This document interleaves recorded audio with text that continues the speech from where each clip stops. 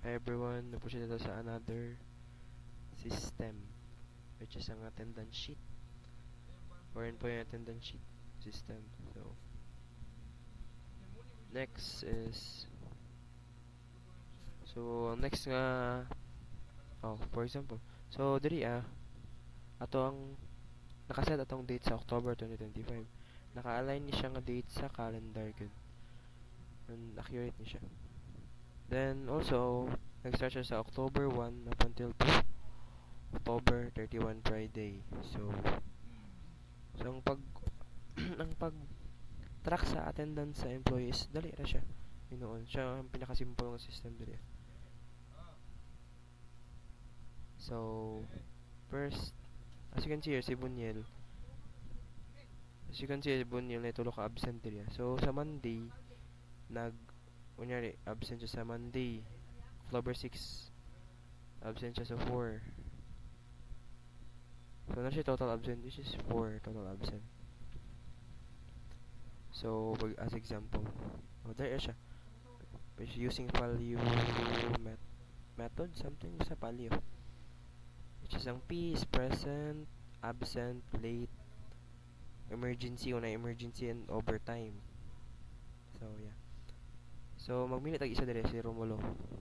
So you can see here na siya isa ka absent, na siya isa ka present, na siya isa ka absent, naka 0 late siya, 0 emergency, 0 overtime. So next.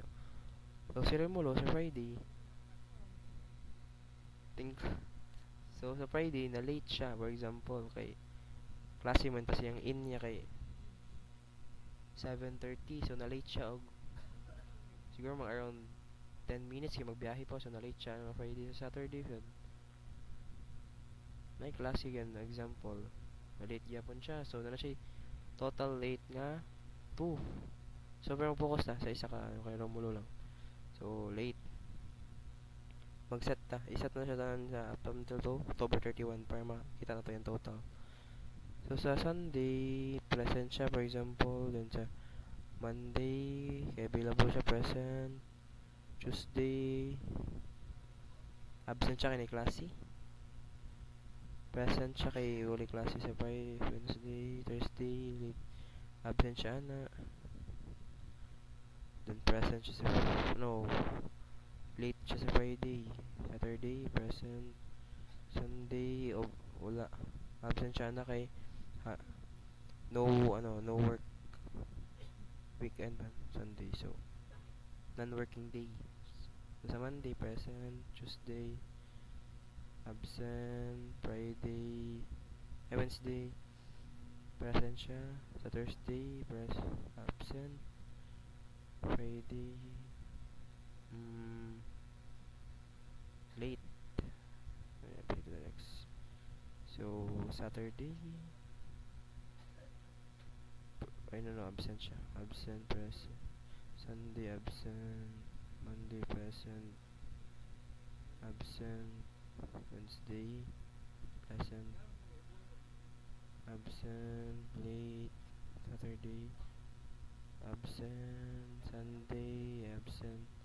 So sa Monday siya may klase, so nag-try niya, magkapos man siya sa 27 kay siguro magbansay na siguro siya, so nag-overtime siya sa Tuesday na may klase, but yung in niya nagtrabaho mo siya bisag dili niya schedule karon, so nag-overtime siya 8 taman kadlawon, so gisagad niya ni remaining 5 days to overtime. So tanga up until 31. So tanan na to ang totals niya, total absence, total value niya. So as you can see here sa atong data, si Romulo na siya 9 ka present, 9 ra ka present, so na siya 9 ka present sa overall month. Tas yung absent 12 kay dili man align sa yung schedule ang iyang work, so mas dako pa ang iyang absent kasi yung present.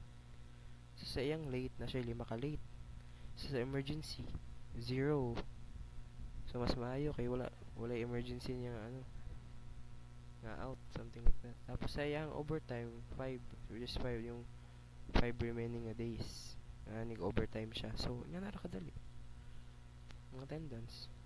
am iwas ang mas advantage ani kay matrack yung sakto rather than the manualing.